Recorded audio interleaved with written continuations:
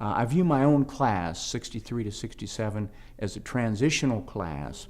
When I arrived at Occidental, there were things in place that I associate with the 1950s, you see, and wearing, mild freshman hazing, wearing beanies and walking around with sandwich board signs that we were told to ask all upper class students told to ask upper class students to sign. My class, I'm afraid, broke some of those traditions, and it was a serious period of time when, unless one was brain dead, it was impossible to avoid asking oneself some questions. So I would say during the time I was here, the civil rights movement was really coming to the fore nationally.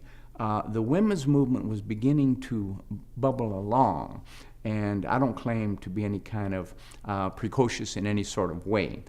There were some young women in my class. I'm assuming you'll interview some of them. But I think years later they get credit for breaking down what came to be called a double standard with regard to how were male and female students being treated. I didn't understand anything really beyond the fact that I had some female classmates who had some guts, who staged a sit-out in front of Newcomb Hall to protest some of the dormitory regulations that were in place.